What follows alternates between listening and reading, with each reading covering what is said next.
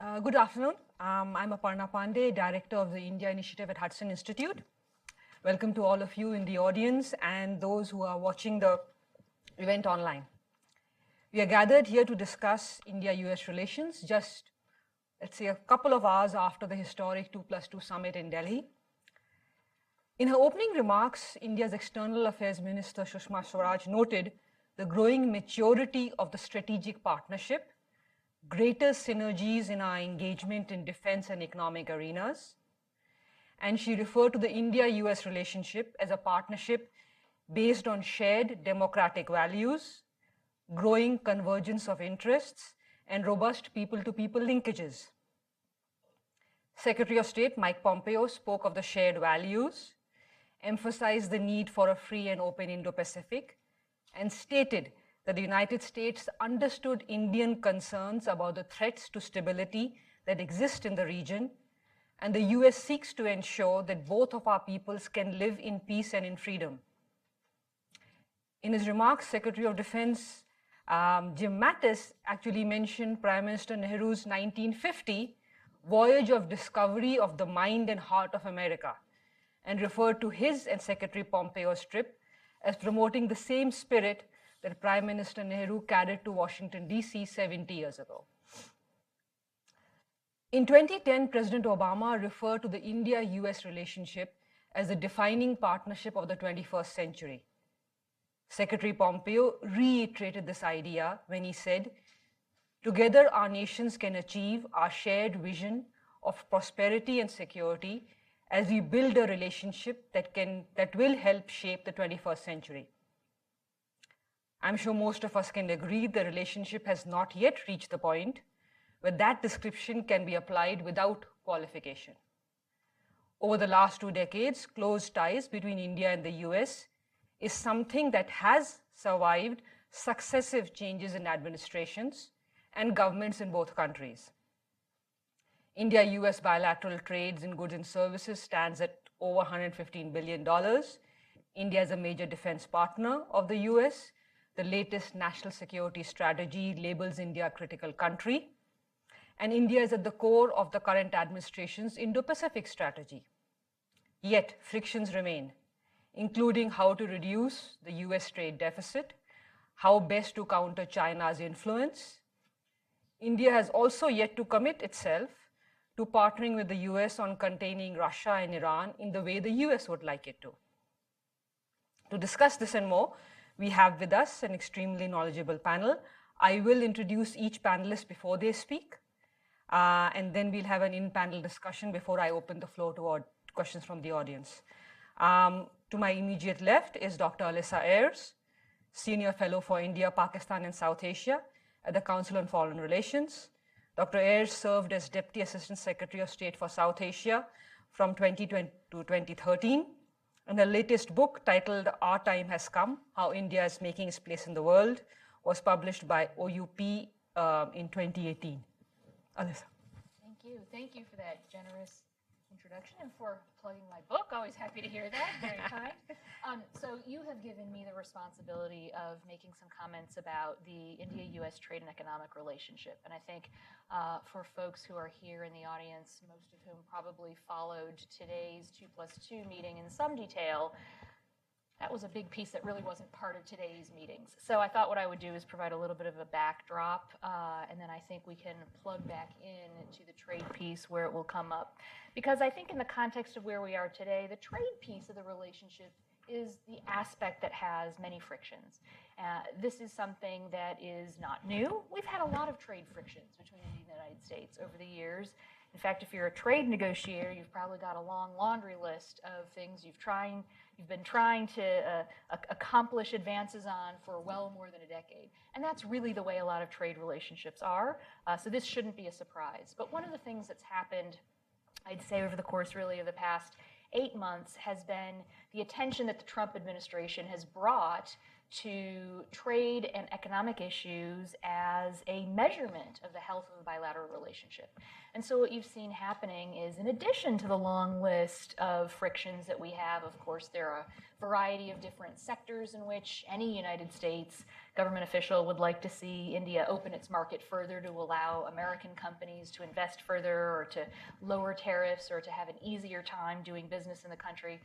We are now also seeing a couple additional layers of challenges in the backdrop of the economic relationship. That includes things like attention to bilateral deficits as a challenge.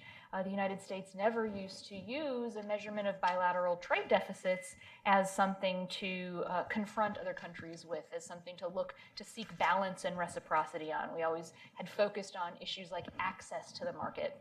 But the Trump administration has been very focused on this idea of bilateral trade deficits. And India, of course, ranks up there as, I think, number 10 with a $26 billion trade deficit with the United States. So that's been an issue. And I think in part of our ongoing diplomatic conversations, administration officials are asking their counterparts in India to find solutions, find ways to bring down that trade deficit. You hear from Indian officials things like, we're going to grow our way out of this. You'll see our economy is picking up speed with its economic growth. We will be continuing to procure more oil and gas from the United States. We have a rapidly growing civil aviation sector, acquisition of new aircraft, very expensive, very large, bumpy procurements. That will also help bring down the trade deficit. So this is the response from the Indian side saying this problem is going to naturally take care of itself.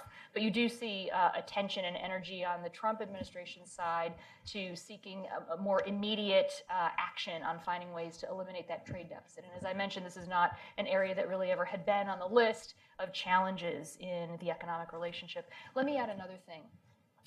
Earlier this year, the Trump administration decided to implement a series of tariffs on steel and aluminum. And these are called 232 tariffs under the provision of U.S. trade law that allows for national security exceptions on trade. And so it turns out that this caught India in the net.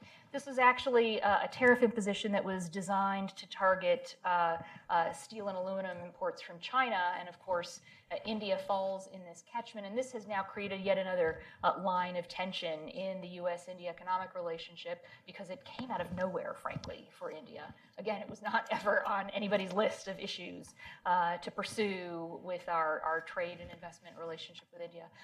The Indian government has put together a list of goods that they would impose reciprocal tariffs on. They have decided to hold those reciprocal tariffs at bay for the time being, hoping to work out some sort of a compromise with the United States. And so this is an issue that hangs in the background. We've got some economic issues of sanctions that I'll leave to the side for now because I think those are probably better discussed in the context of security. But there is kind of in the background of the economic relationship the question of whether the United States might decide to implement sanctions on India for procuring a defense platform from Russia and or from its procurement of oil from Iran. Perhaps we can talk about that at length separately. So this was the context in which India and the United States have now moved into convening this first 2+2 dialogue. Let me say, when I served in the Obama administration, I served during the years when Hillary Clinton was Secretary of State, and one of the things that she did was create the strategic dialogue with India. At the time, we did not have a cabinet-level annual dialogue with India. We had a number of very strong, ongoing, undersecretary-level led dialogues, but it was Secretary Clinton who created the idea of a standing dialogue. She called it the strategic dialogue. We saw that as this evolved over the years, it became something called a strategic and commercial dialogue. And that meant that it was, at the time, 2015 and 2016, co-chaired on the U.S. side by the Secretary of State and the Secretary of Commerce, and in India by the External Affairs Minister and the Minister of Commerce and Industry. So we had several years of a very strong strategic dialogue that had a heavy, heavy economic component to it. We were discussing earlier, right before we all came out here, there was another dimension of that economic conversation that was part of these strategic dialogues. If you look back at the past joint statements from all of them, you'll see that questions of the environment and climate change was also a big piece of what came up under the rubric of the annual cabinet level meeting. I am no longer sure where that falls in our dialogue, in our formal dialogue with India. In the security session that took place today, I didn't see anything that seemed to be focused on climate change or climate security or environmental issues. We do know that there will be an upcoming trade policy forum taking place in November between India and the United States. I am not aware that the climate environment set of issues falls under that basket. That is typically, trade negotiators going very, very technical on tariffs and foreign direct investment issues. So this does raise the question I'd like to put out for all of us to think about it. How do we continue to sustain a very high-level dialogue on important issues of the environment and climate at a time where we maybe no longer have that as a pillar of what we see as an important annual conversation? So that's the backdrop. Thank you. Take up other issues later. Thank you. To my right is Cara Abercrombie, a visiting scholar with Carnegie's South Asia program on temporary assignment from the Office of Secretary of Defense. She focuses on U.S. security interests in Asia, particularly opportunities for greater U.S.-India defense cooperation. Carol. Thank you. And so I must say the views I'm representing today are my own. They do not represent those of the U.S. government or the Department of Defense. So look, for defense watchers, watching the U.S.-India defense relationship for many years, today was extremely positive and extremely significant in a number of ways. You saw a number of announcements of some tactical areas of cooperation, but really from sort of pulling back at this from the strategic perspective, I believe this demonstrates a pretty dramatic shift, a statement of positive confirmation from both sides that the cooperation, the foundation we've been building all these many years is irreversible. I feel that we've sort of taken a step forward where you're going to see greater alignment between the United States and India in the defense space that should be unchallenged. And the defense relationship, to the point Alyssa made earlier, has frankly been the ballast for the overall strategic partnership for many years. It's been the area that's been easiest to operate in, but I would say that that is true even more so today. And you actually heard Defense Minister Sitharaman making that remark in the closing statements today. But another, I picked up on a few phrases the Defense Minister and Secretary Mattis made in their closing remarks that I think signify a shift. You heard Secretary Mattis refer to this as a partnership of two co-equals. You have the American Defense Secretary calling out one of the biggest issues for India in terms of its concerns for partnering more closely with the United States, which is India doesn't want to be a junior partner, it wants to be an equal. And you have the American Defense Secretary saying, we are co-equals. You also then had the Defense Minister quoting Prime Minister Modi's remarks to the joint session of Congress in 2016, where he said, we have overcome the hesitations of history. So the hesitations being a lot of concern and distrust about U.S. reliability over the years. And so I do see this as sort of a big, I don't want to say great leap forward, a large step in the right direction. It's a clear signal that India in this government, and frankly, I think the larger strategic community is increasingly comfortable with an India that's partnering with the United States. And this dialogue, building on the evolution that Alyssa mentioned, is significant for defense relations for another reason.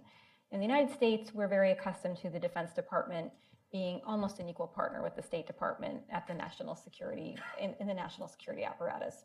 It's a large department, has a huge budget, has an outsized voice in terms of national security decision making.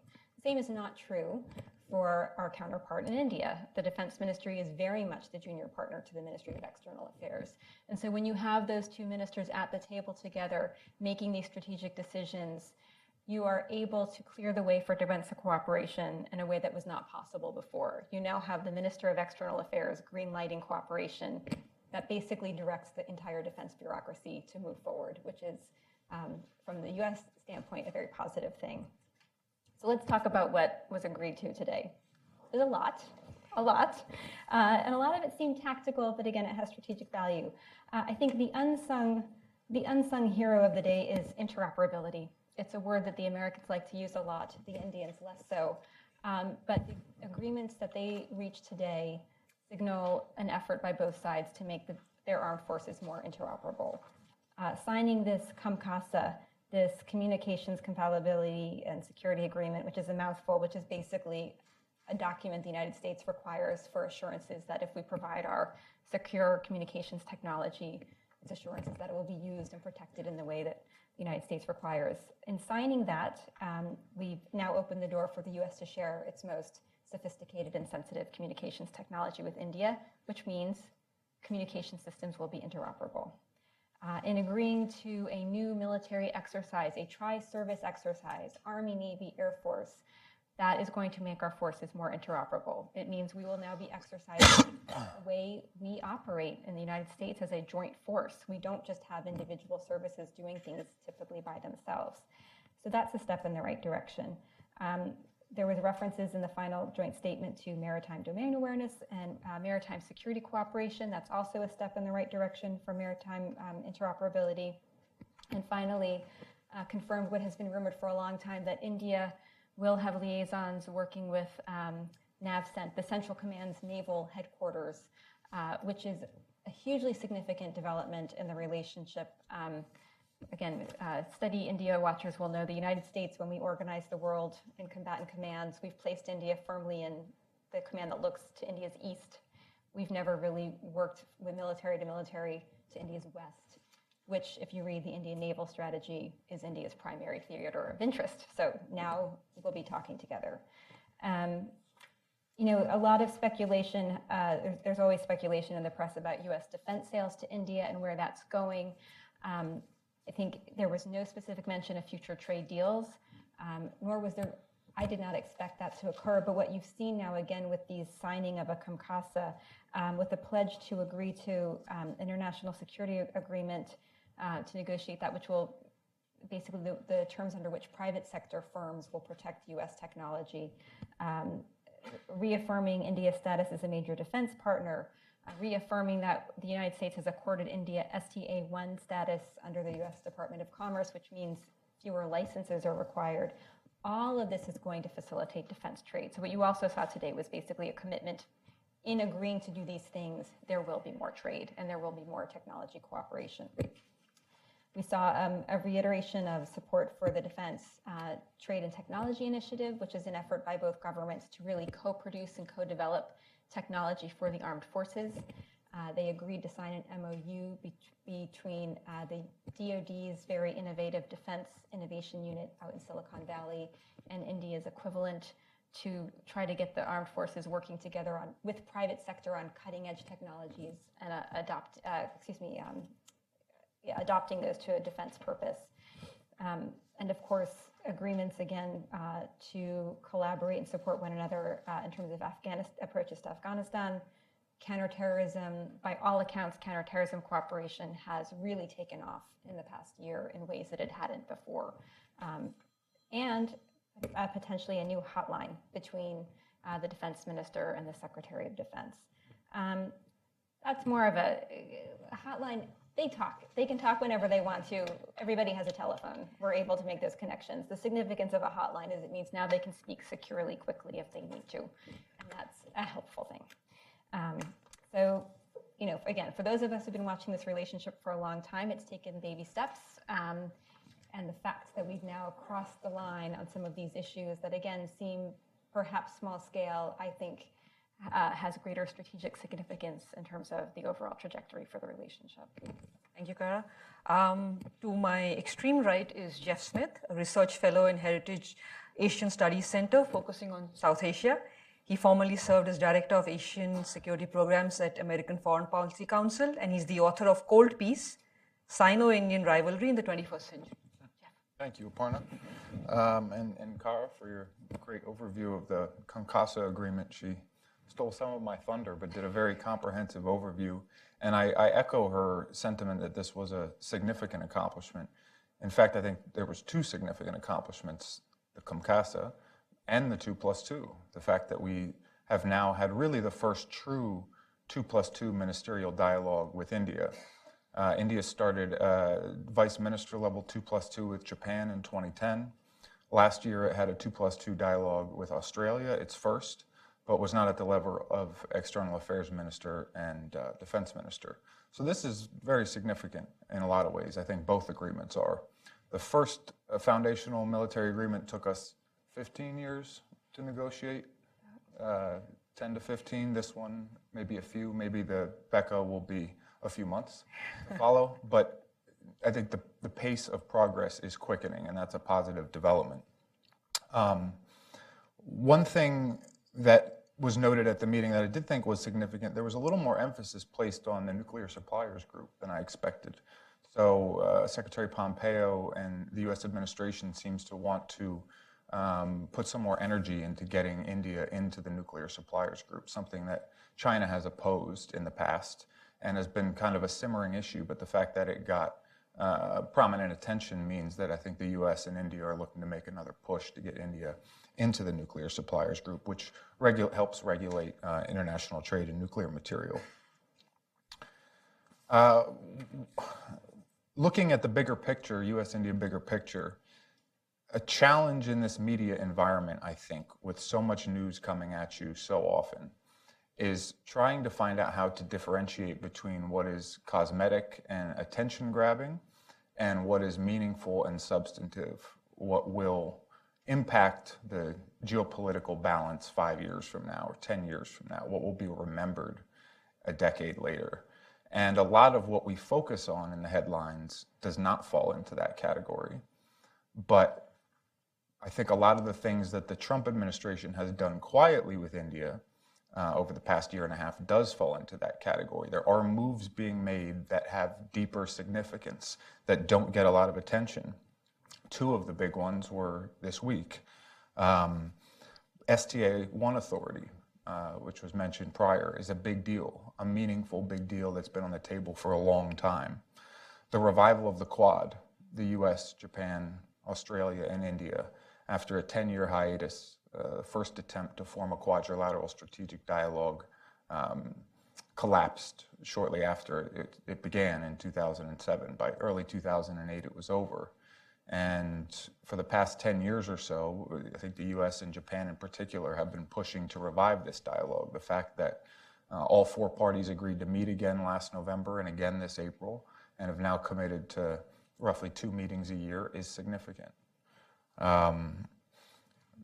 You know, for a long time, the biggest obstacle or challenge in U.S.-India relations was Pakistan.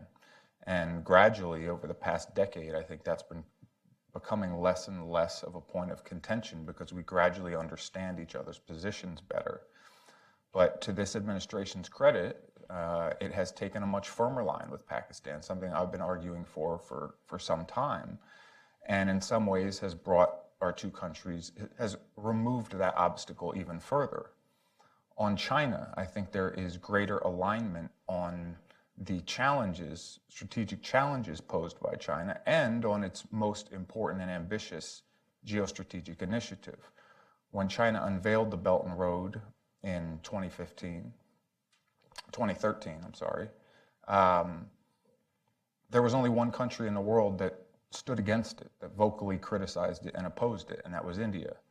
And for the last several years, a lot of other countries have been assessing and evaluating, and beginning last year, the Trump administration, actually after a trip to India, Defense Secretary Mattis came back and signaled that the U.S. has very real concerns about the Belt and Road Initiative.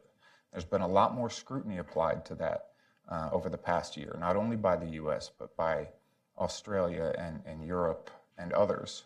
So in some ways, on Pakistan, on China, on the Belt and Road, the two countries are coming into closer alignment, and some of the obstacles from before, I think, are diminishing. I think these are important. That's not to say everything is great. I'm grateful every week that I don't work on the econ portfolio because that is a far more contentious arena. I don't like the high-level turnover in the administration or the failure to nominate an Assistant Secretary of State for South Asia. I don't like the fact that there's some uncertainty in India about this administration's ultimate objectives and intentions, although I think some of the progress I've cited has demonstrated that this administration is committed to advancing strategic cooperation. I am glad that the NDAA included additional waiver authority for CAATSA sanctions, but I do remain concerned about two potential sets of sanctions that could interrupt bilateral relations related to CAATSA and Russian arms imports and related to Iran and Iranian oil imports. We've been in this strange dance on CAATSA where the president does have the authority to waive sanctions on a country like India. He hasn't committed to doing so. We've kind of said, you know, we don't want you to buy the Russian hardware systems, but we don't know if we'd sanction you. And the Indians have kind of said, well, we don't want you to sanction us, but we don't know if we're definitely going to buy the Russian hardware systems. And all three outcomes are still possible. India could buy S-400 missiles and not be sanctioned. It could buy them and be sanctioned, or it could not buy them at all. And that creates some uncertainty. So the fact that India is decreasing its oil imports from Iran and significantly increasing oil imports from the U.S. is a good sign.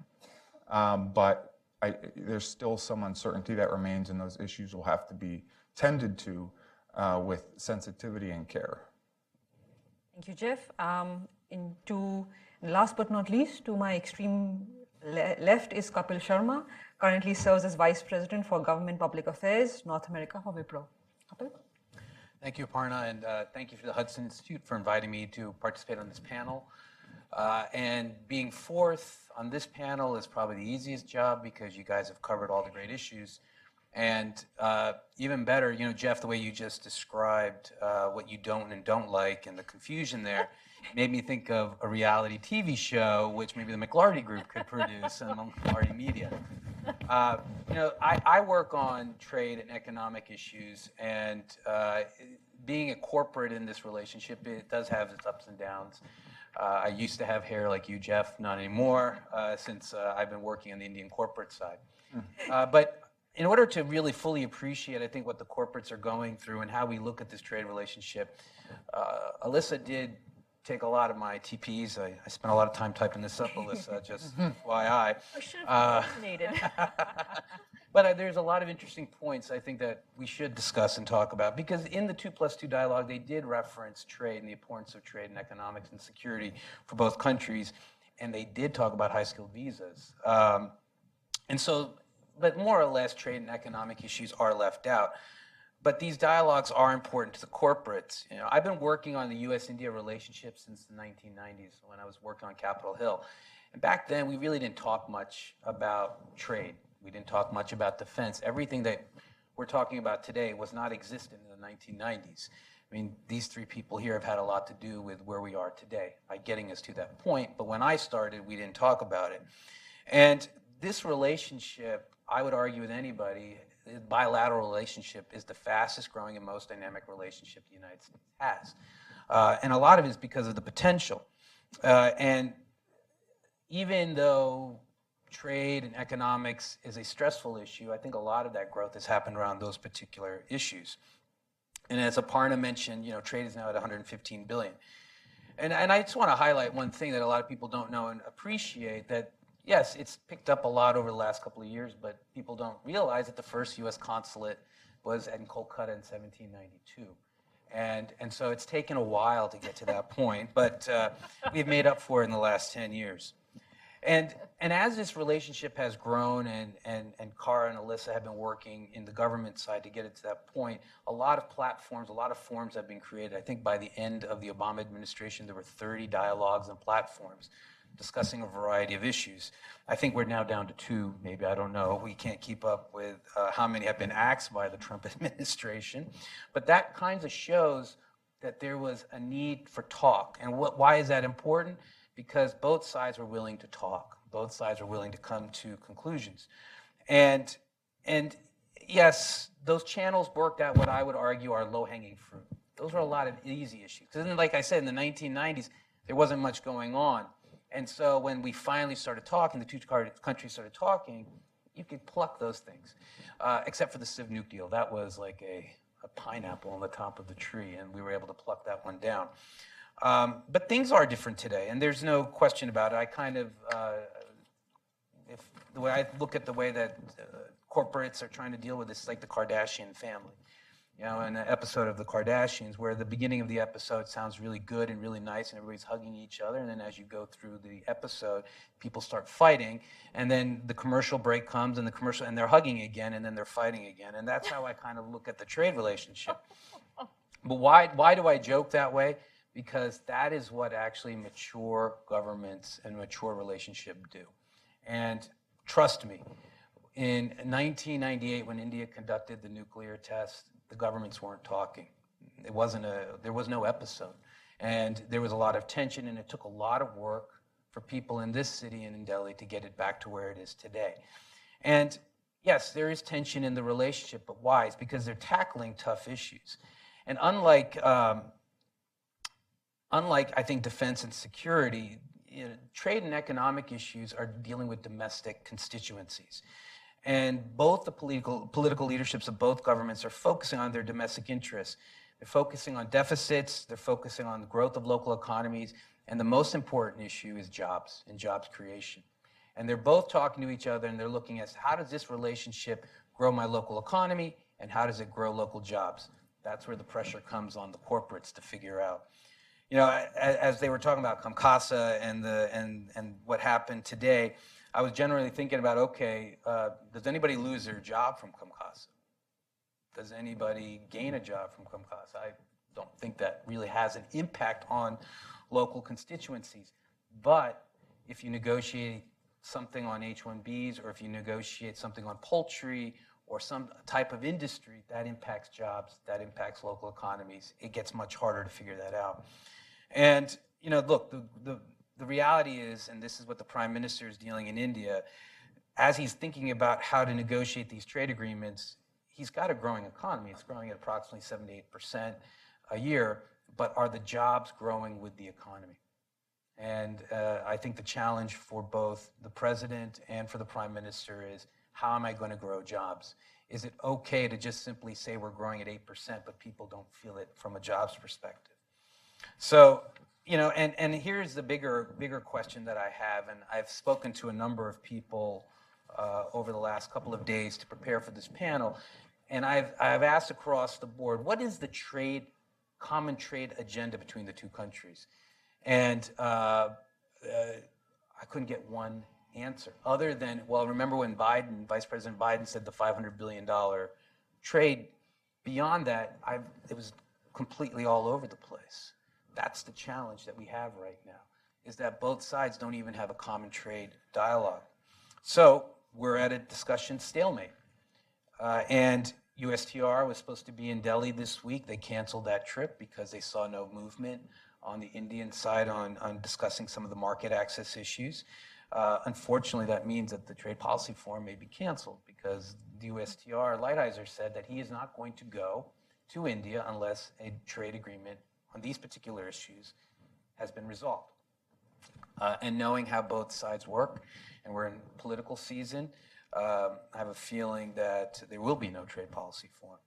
And then we have both countries threatening to issue tariffs, or they have issued tariffs or threatening to issue tariffs against each other.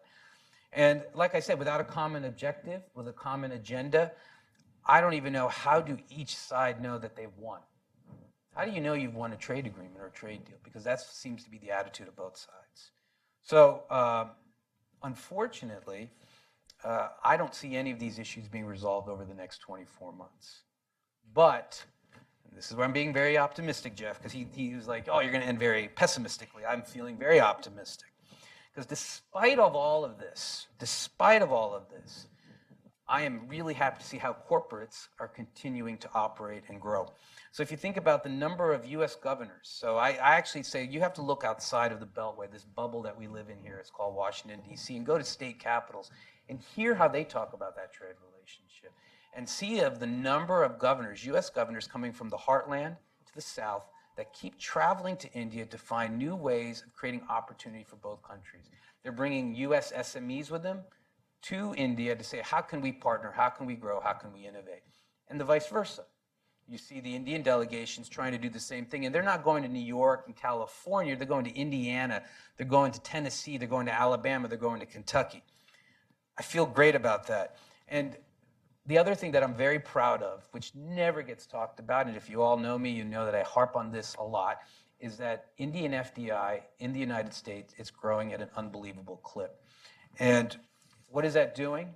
It's growing U.S. jobs, it's growing U.S. economy, and it's local economies. And it's happening in manufacturing, it's happening in technology, it's R&D.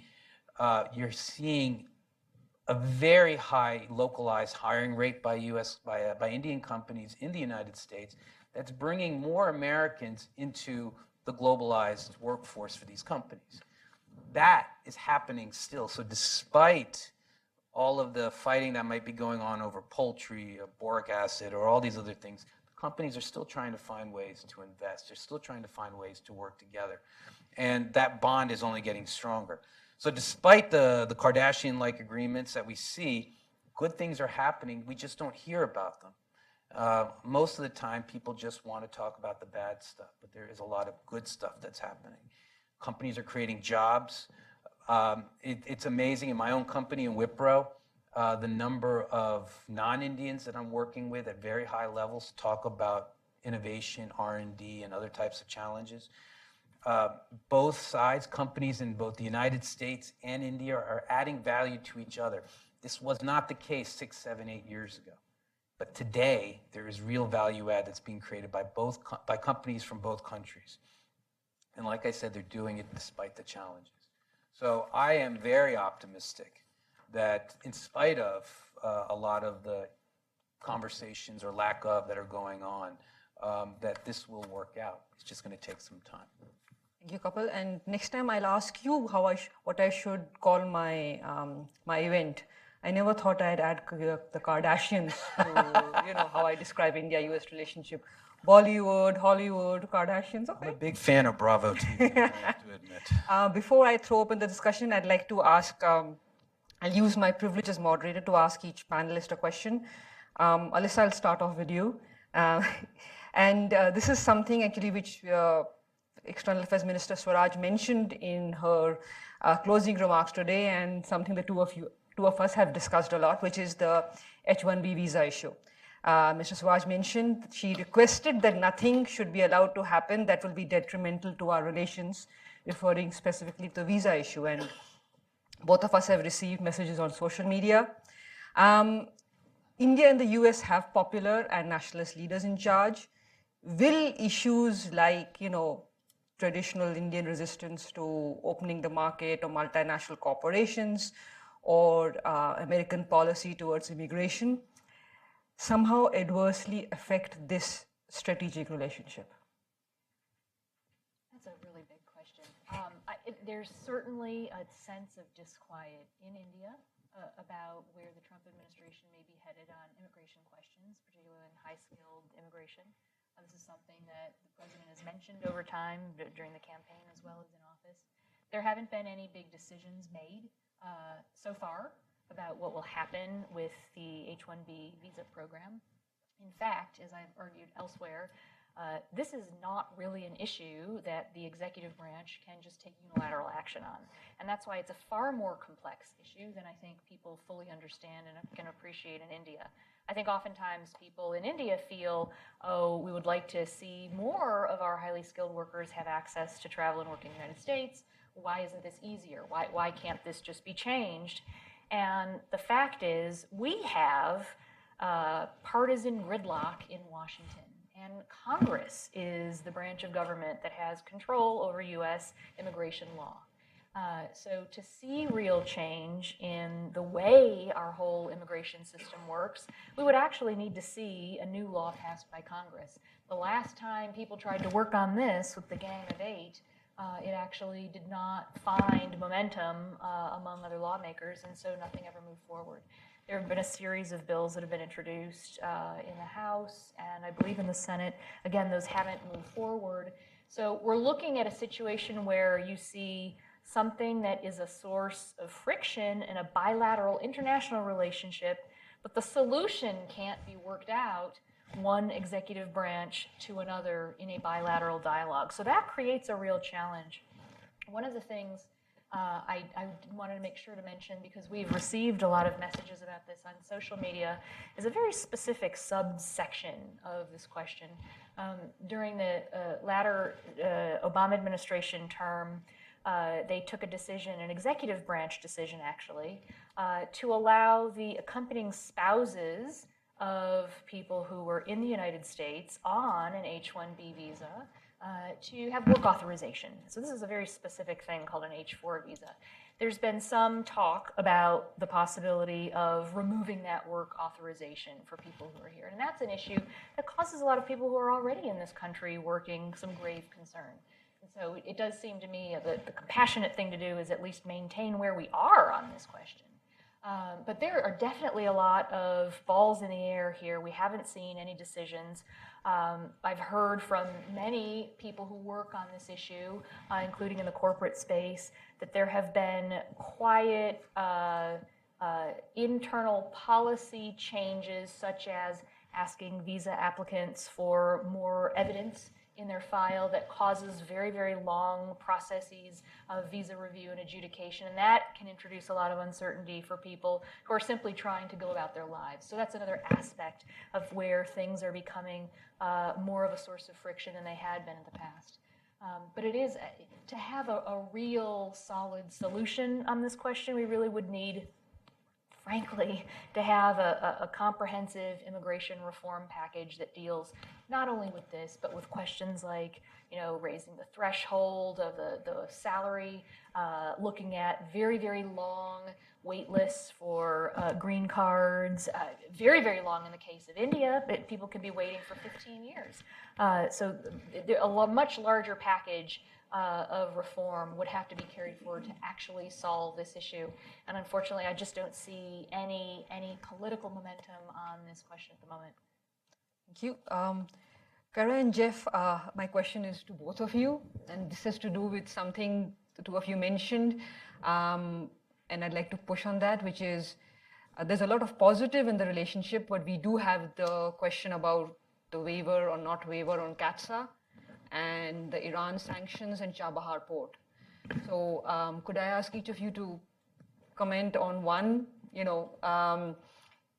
is that going, let's say the waiver does not come through, or it takes a very long time in coming through, and is that going to cause, how much of an impact is that going to have on this relationship?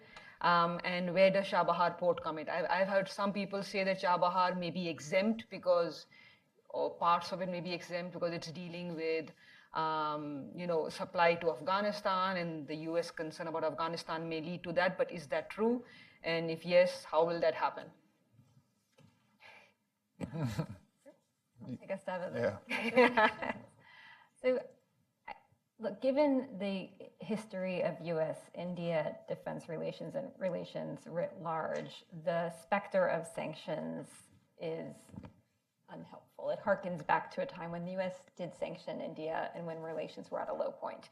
And so inherently having the threat of sanctions looming over the relationship is problematic, which is why Congress providing a waiver was so important. But the fact does remain, well, I would say there's bipartisan consensus in the legislative and executive branches that these sanctions were meant to target Russia, not India. India sort of got caught in the crosshair. So there is no desire to harm the U.S.-India relationship. But there will need to be a decision taken as to whether or not to sanction on what is unquestionably a significant defense purchase, which is what the legislation says will trigger sanctions. And it is certainly something that is being discussed in American circles about other potential purchasers of the S-400 system, including NATO ally Turkey, which further complicates things. But at the end of the day, I feel fairly confident the U.S. government will not seek to sanction India. That's my personal opinion. But at the same time, India's purchase of this very sophisticated defense system from Russia is inherently problematic to the deepening of U.S.-India defense ties. And so that needs to be considered on its own merits.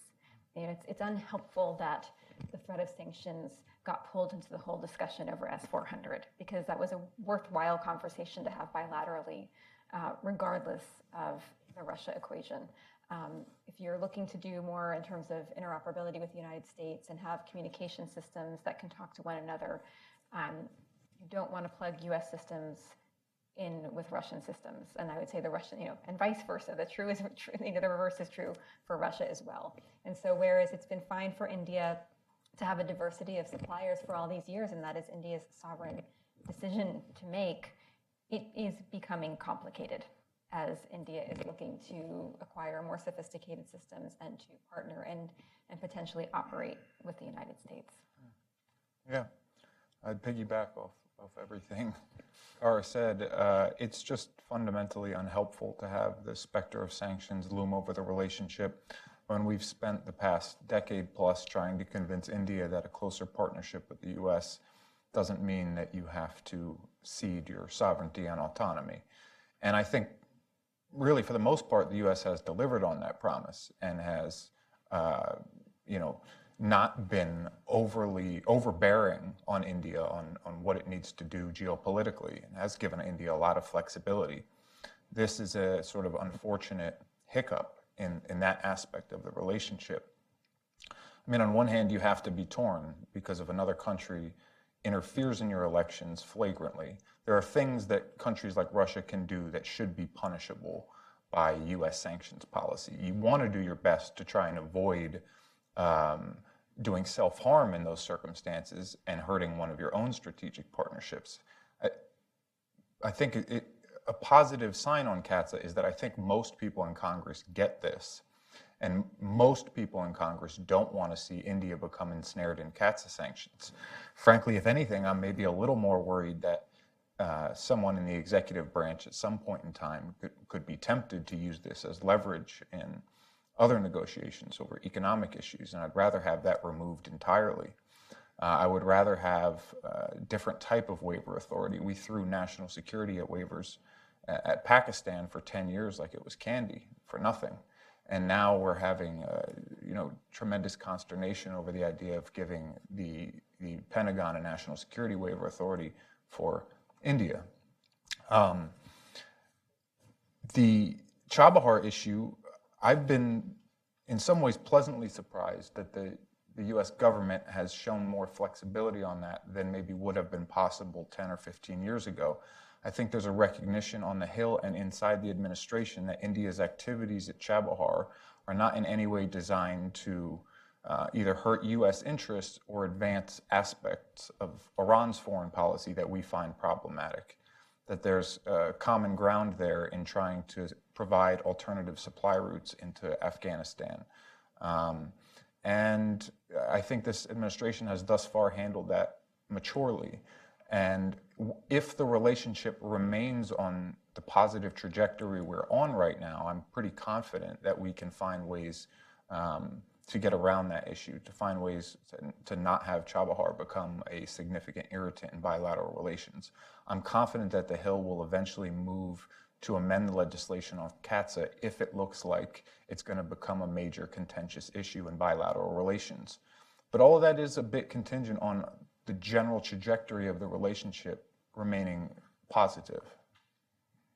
Thank you. Kapil, my final question is to you. And you mentioned that the positives we can see are in how companies are looking at states and the relationship and the fact that companies are still enthusiastic about investing in India or Indian companies investing in the U.S. I'd like to push you on that. Secretary Pompeo, in his remarks today, talked about the fact that American companies face trade barriers in India, and then American workers' products can't be sold here, and that needs to be changed. What barriers if I reverse the question, what barriers do Indian companies see in this country? And are there demands that Indian companies would like the U.S. side to look at?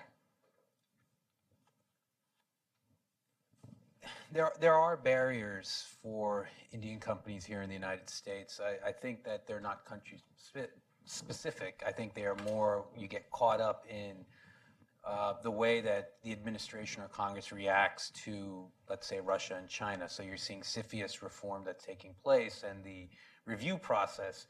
Well, Indian companies can get caught up in that because the law is so broad.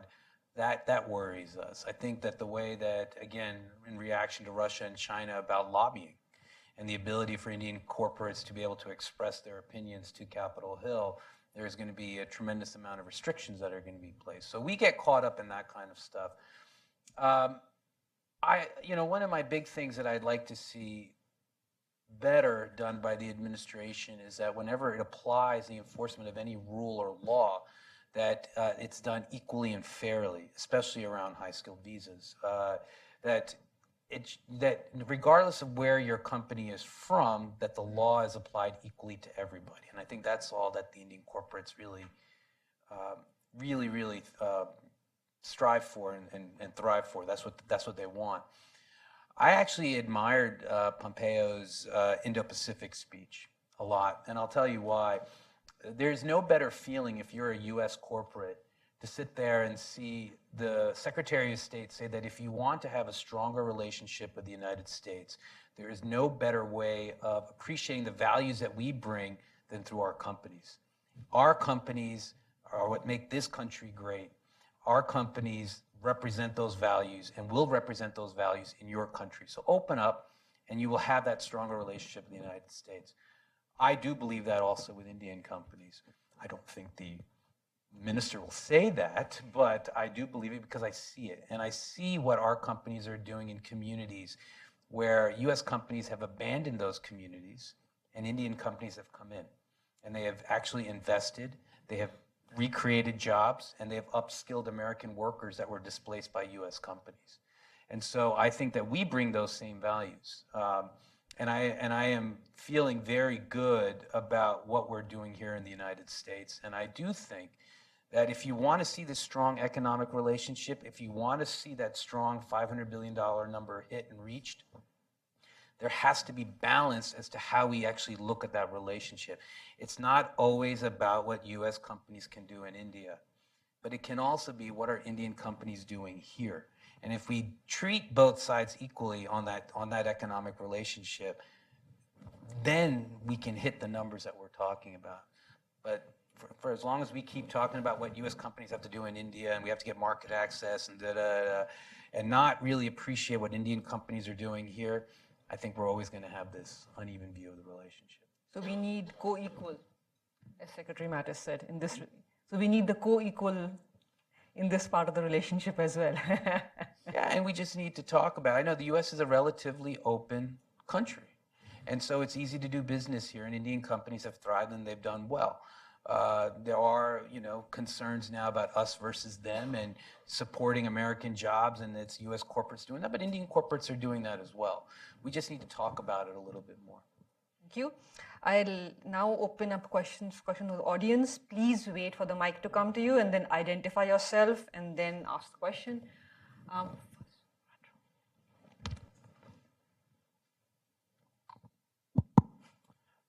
Thank you, Sadanand Dhume with AEI. I have a question for Kara, and it's a two-parter, but I'll keep it kind of concise.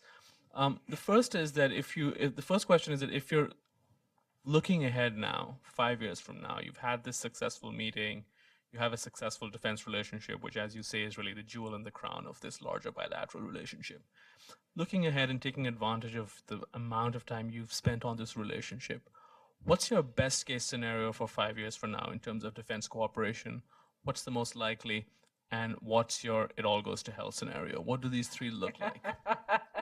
The second part, which is related to this, is that when you look at this process, and this is coming back to something that Aparna touched upon in a different way, to what degree do you feel that the Pentagon has the ability to insulate the defense relationship from all these other moving parts, right? And we talked about trade and we talked about visas. One of the things we didn't talk about is stuff like human rights and other things which suddenly seem to have become unfashionable in this town. But there are a whole lot of other things that that do affect the larger relationship. So to what degree do you think the defense relationship, which has been kind of insulated, will remain insulated? Thanks, Anand. You always ask the easy questions. So I'll start with the easier of the two. Best case scenario for defense, we could be very pie in the sky. I mean, you would see Well, look, I would say to begin with, we already have a fairly convergent vision for the Indo-Pacific. You can look at Prime Minister Modi's speech at Shangri-La and Secretary Mattis's speech at Shangri-La, and they used different words, but they effectively painted a picture of a region that looked very similar, a vision for the region that looked very similar, where countries can operate free from coercion, where there is effective rule of law, and we continue to uphold the rules-based international order, right? And looking to help maintain security and prosperity and stability in the region.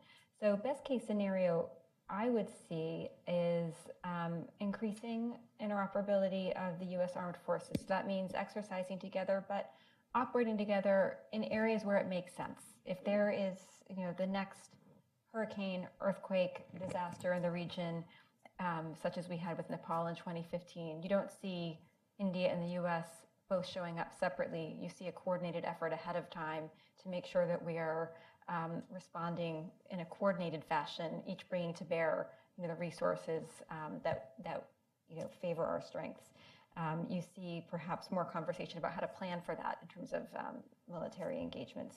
You see more collaboration with other like-minded countries in the region, whether it's through the Quad format or through other mini-lateral formats, whether it's with U.S., India, Sri Lanka doing some maritime domain awareness activities together, U.S., India, Indonesia, Australia doing some maritime domain awareness activities together or responding to a disaster, something of that sort, where you see it becoming routine. I think that's, best case scenarios where it's not even a question, it's not debated in Delhi or Washington, it just happens because we're already sort of like-minded and we would respond the way we would right now, frankly, with any U.S. ally in the region.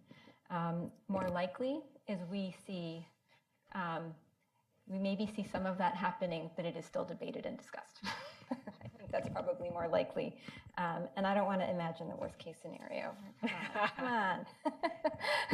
I have built my career on being very positive about this relationship. And I've been right so far. So, and that is because we've been able to insulate. So I guess worst case scenario would be if we fail to insulate ourselves from other bumps in the relationship. And they are frequent and many. And we've been able to preserve that and protect that thus far because it's been in both countries' interests to keep the defense relationship working. And I frankly see that continuing. In the United States, we've been fairly effective at continuing. I think the challenge would be, as you said, if human rights come to the fore, if there's sort of congressional interest, that can always put a brake on defense activity. And in India, though, I think as long as there's interest in plugging along, that's what you'll see.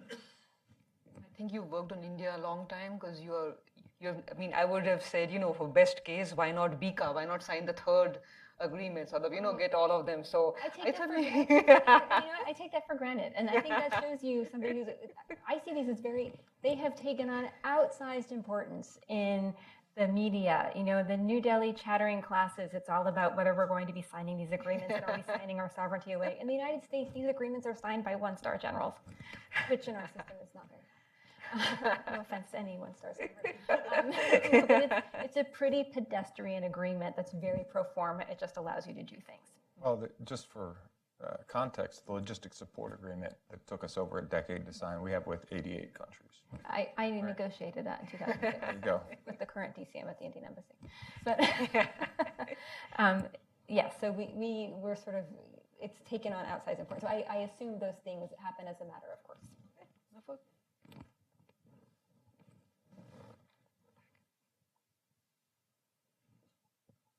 Thank you.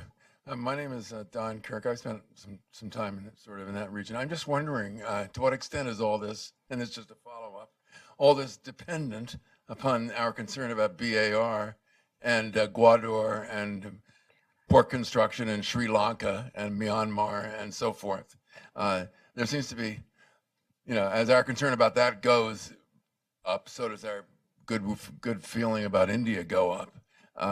Is that extremely simplistic, or would you care to enlarge on that view, or contradict that view? Well, I just think it's tough to draw a sweeping conclusion because BRI is relatively new. I mean, it's really only been the last 5 years that it's even been in existence, and really only the last 2 or 3 that we've come to understand its real scope and ambitions. And this U.S.-India partnership has been building now for well over a decade. So there's a lot more to it and a lot more underpinning it than certainly the BRI, but even common concerns over China. Although I do think that that is one of the motivating factors in the relationship. I just don't think it's an exclusive factor, or that the BRI is specifically driving our cooperation. It is pushing us to talk more about cooperation and infrastructure development abroad. We've formed a working group on that subject.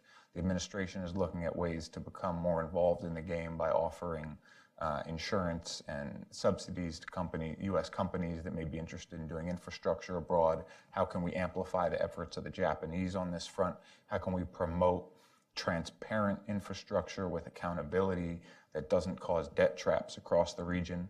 So that's become yet another sort of binding agent for the 2 countries. But I don't think you can put it at the core or say that if concerns about BRI somehow went away, the U.S.-India relationship would lose its momentum. I don't think that's the case.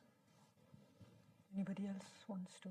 You know, when I was working on the U.S.-India CEO Forum, one of the things that I had suggested and pushed upon was to get more U.S. and Indian companies to work together where we saw Chinese companies making inroads, mainly in Africa. And why not work jointly on innovative projects, whether it's on water, manufacturing, scaling up manufacturing, local manufacturing, and working together to be that alternative. Because in many of these countries, there is no alternative because the Chinese bring so much money into those projects.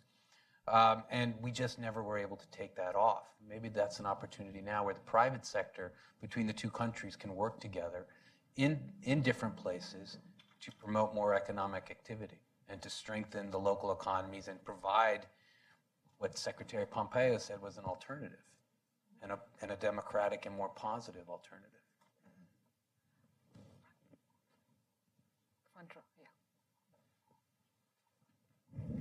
My name is Radhika from FICCI. I just want to add something to what Aparna asked about what are the list of things the Indian companies can demand from the US.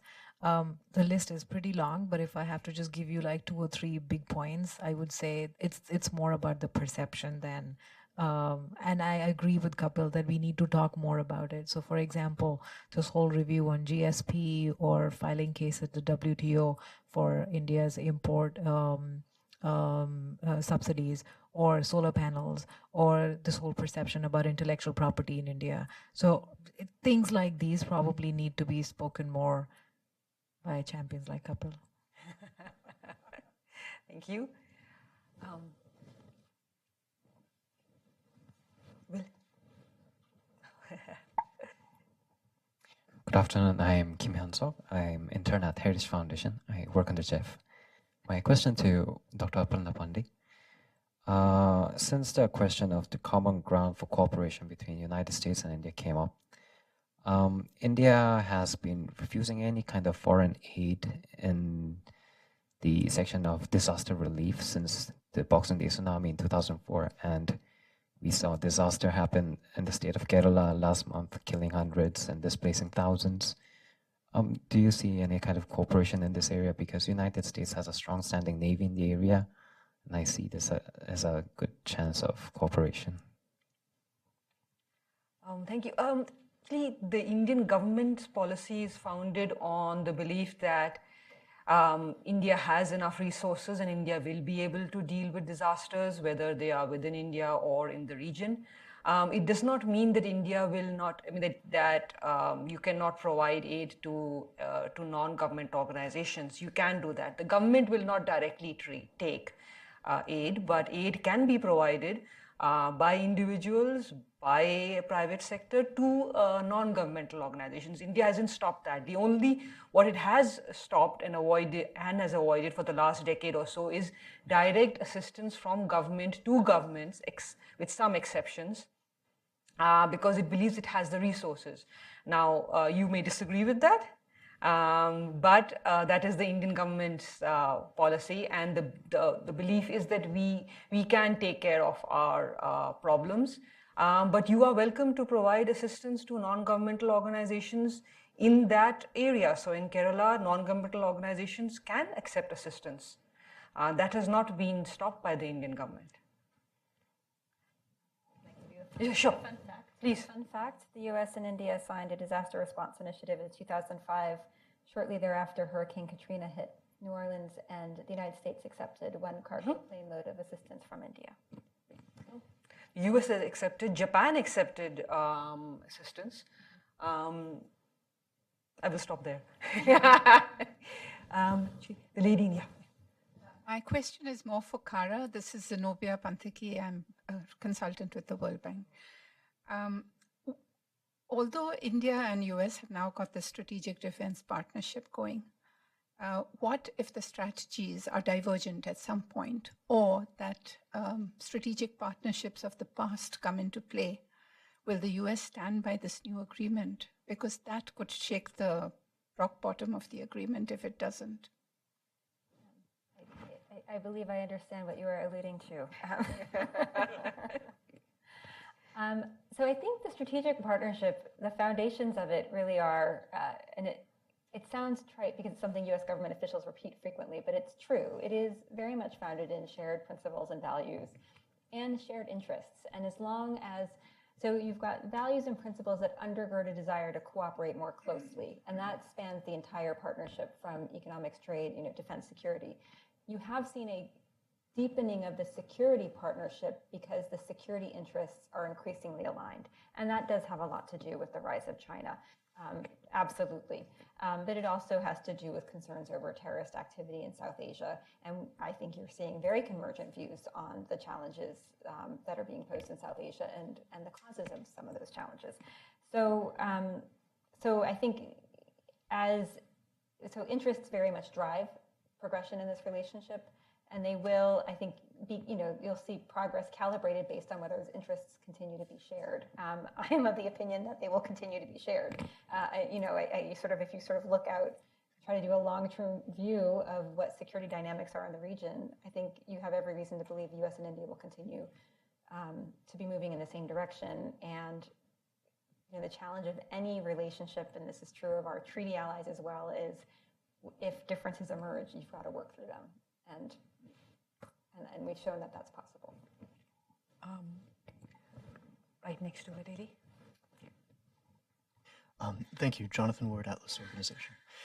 So I have a question about the China factor from a different angle. I mean, Jeff, you mentioned it's a motivating factor, et cetera. But what about China as a disruptive factor in the US-India relationship? I mean, since the 1950s, they've been really deeply afraid of the coming together of the US and India.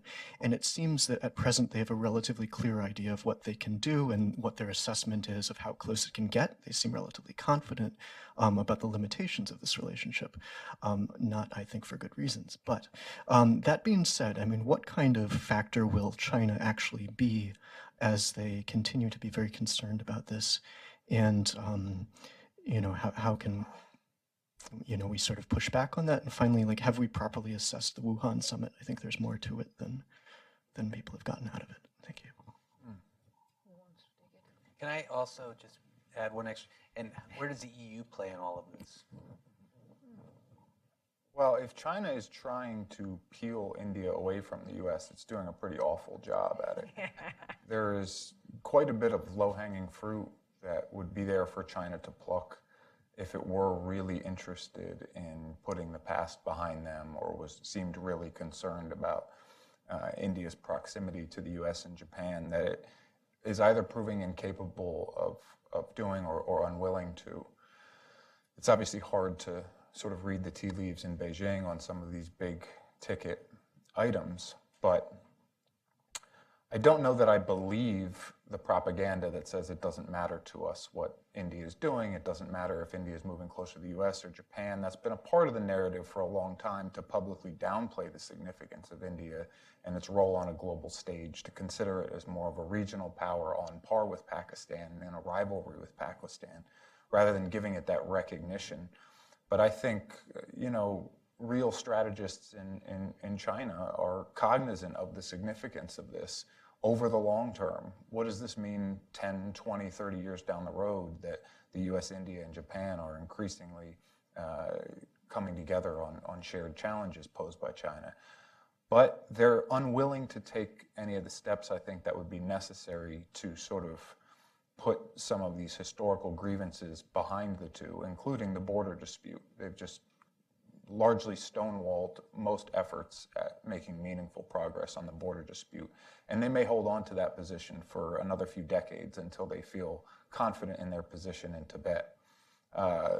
Short of a border agreement, you know, the distrust that's been sown by China's relationship with Pakistan, and by not even some of these legacy issues like the border dispute, by new areas of friction. China's presence in South Asia and in the Indian Ocean has become a significant new fault line. What it's doing in Sri Lanka, in Nepal, in Bhutan, in the Maldives.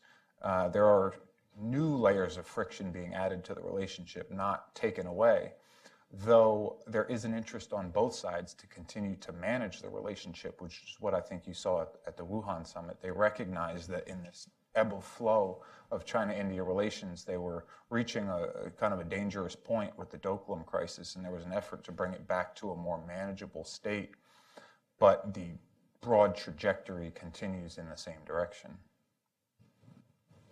Anybody else? Just to slightly add to that, I mean, you've seen over the course of the past 15 years both some very significant security as well as trade differences between India and China. But in the multilateral context, you actually have seen them partnering together. So building a new multilateral forum, the BRICS, this really has been built out of nothing. Building, in the context of the BRICS, the new development bank. Partnering together on the Asian Infrastructure Investment Bank, in which India is the #2 capital contributor and the #1 recipient of infrastructure investment. So you know, becoming a member of the SCO, both India and Pakistan are now SCO members. It's another context, a multilateral context in which India and China and other partners, notably not the United States, are working together on security issues. So I do think it's a little bit more complicated than many might think. It is not purely a story of geopolitical competition. It is also a story actually of trade competition. India is very displeased with its trade deficit with China and the composition of that trade. India has, you know, going back to what the joint trade strategy review of India-China trade in 2005, even then, you saw Indian officials saying, wait, we have a real problem here with what flows out of our country, kind of raw materials that are importing back in finished goods, and this is detrimental to our own economy. These have been points of concern all along, and I don't see that yet being resolved either. But in the multilateral context, you do see areas where they do plug in with each other and have some similar shared goals on the world stage, particularly the idea that global governance needs reform to better accommodate the rise of new major powers in the world system. But do you guys worry about the EU? And, you know, the BRI goes right to Germany. And what role will the EU play in all of this? Yeah, it's an interesting question.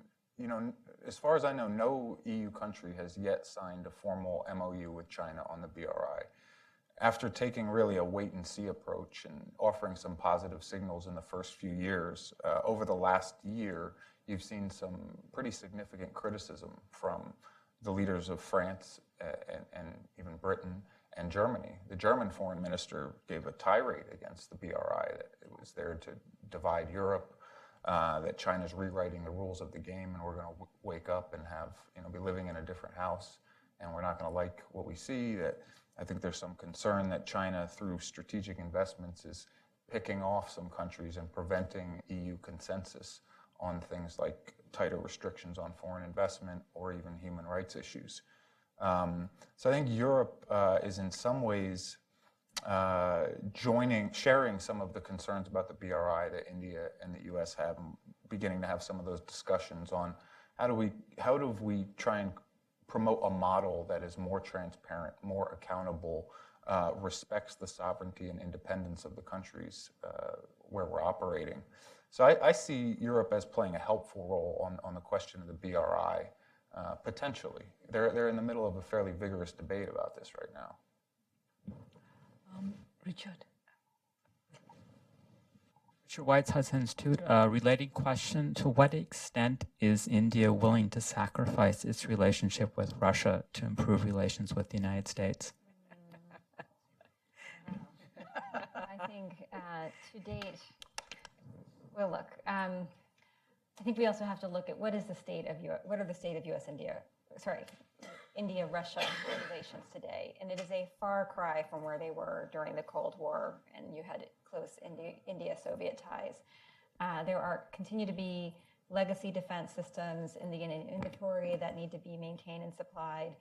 There's certainly the optics of high-level dialogue, Prime Minister Modi meeting with President Putin quite regularly, regular cabinet-level dialogues in Russia. But if we look at the substance right now is primarily defense trade. India does not need a Russian vote in the UN any longer. India has come into its own. And so I think you see a veneer of what once was. And so I don't see India having had to give up much in terms of its ties with Russia to deepen its ties with the United States. I do see, however, as I mentioned earlier, in terms of defense trade, India will be faced with some stark choices as it looks to obtain more sophisticated defense equipment from the United States. And the S-400 is an interesting test case of this. Anybody else wants to add to it? Okay. I'll take 3 questions in the end, right here, and then 2 here. I'm concerned about Pakistan and Afghanistan and whether there's any relationship in this discussion about trade with those and the effect on security. Just keep it brief. Let's take all 3. Hi, Roger Murray with the Alliance for Fair Trade with India. Another China question. So certainly they've helped evolve our strategic goals together in the last several years, where they've brought to fore shared strategic principles. And I think the same is possible on the trade front, but it's going to take a little while. I think one really present example of this is in The Economist this week on China's rapid development of its pharmaceutical industry, where they're approving patents faster. They're culling some fat in their pharmaceutical industry. And to me, this is a big challenge to India's export engine. So I guess the question is, are you hearing concerns about this in Delhi? And are those concerns kind of helping draw out conversations about how the U.S. and India can have more shared trade principles, such as parity and market access? My name is Satoru Nagao, the Hudson Institute. I'm Japanese. My question is very basic for Jeff Smith.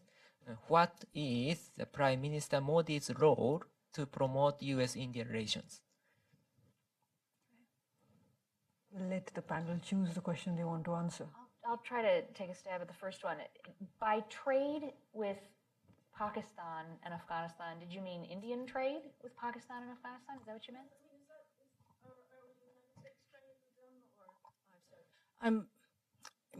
I'm struggling to clarify my question, to be honest with you.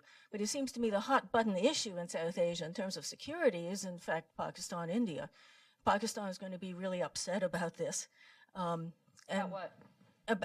About the discussion, our increasing closeness with India, and will be pushed more toward China. Is very concerned about Indian interference in Afghanistan. I mean, is there any way in which discussion about trade is conducted with an eye to the importance of the security relationships within South Asia?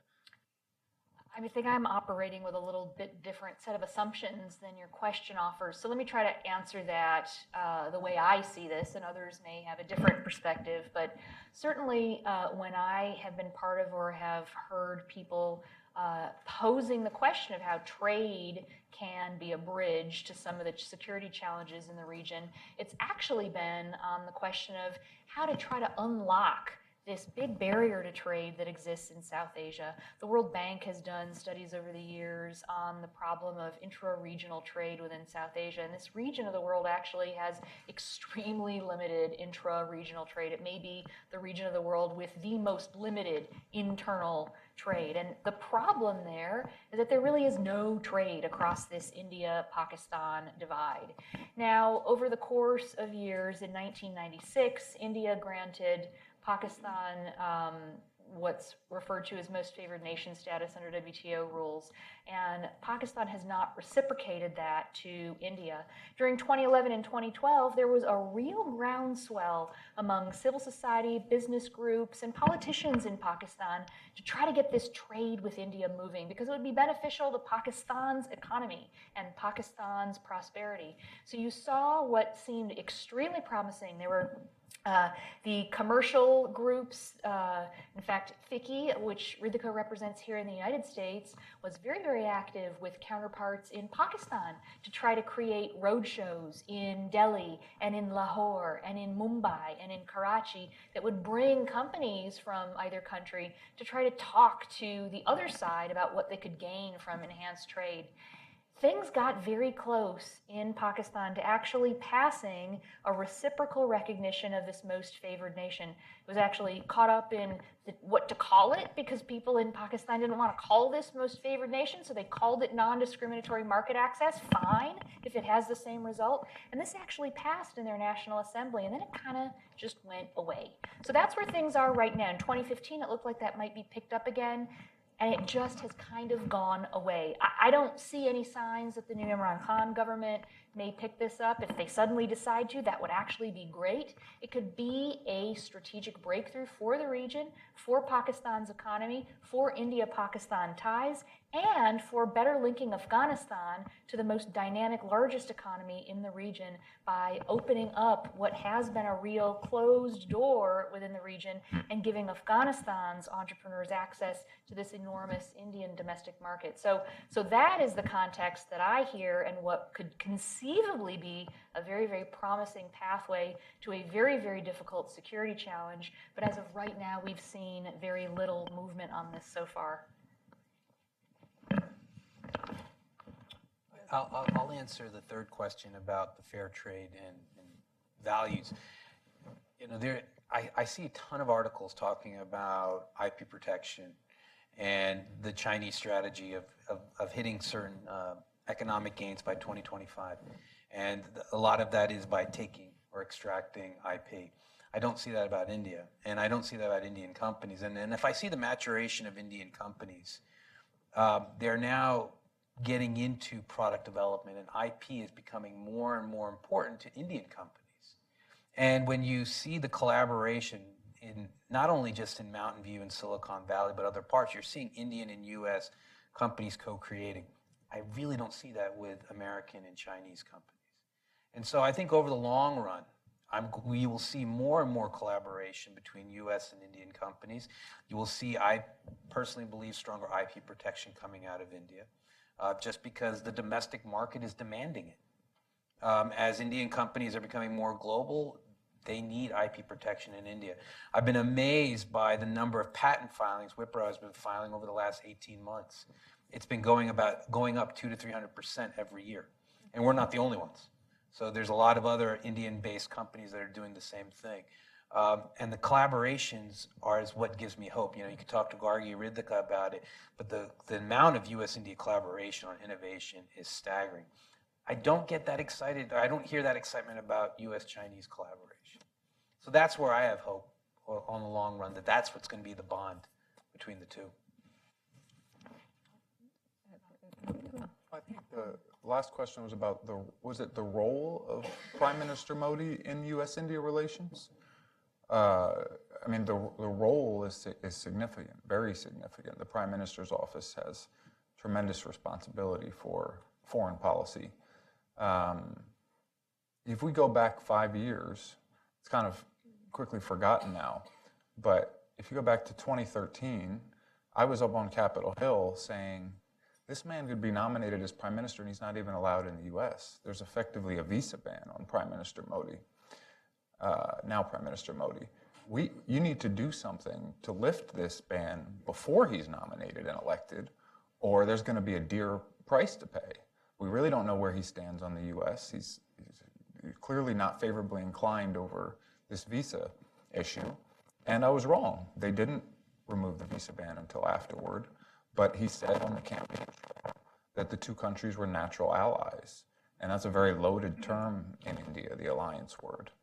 And he's proved, I think anyone you ask, he has exceeded expectations in the warmth he has shown toward the U.S. and in the focus and attention he has put on building the U.S.-India relationship. A part of that is the cabinet he surrounded himself with and the ministers he surrounded himself with, who have done a lot of great work on the ground. But I think his role has been very significant. To directly answer your question, I think it's exceeded expectations. I would offer a slightly different take. I think the role of Prime Minister full stop continues to be important in making sure the Indian bureaucracy prioritizes relations with the United States. At the people-to-people level, and I think some of the business relationships level, those happen naturally. But when we're talking about pursuing closer defense relationships where you've got to put building blocks in place in terms of overcoming some of the trade barriers, that requires executive, national government level attention. And that only happens if the Prime Minister, or in our case, the White House, makes clear that that's a priority and makes sure that the bureaucracy is following suit and implementing that agenda. Unfortunately, we've seen, though, over the past 3 governments in India and as many governments in the United States, a commitment to doing that.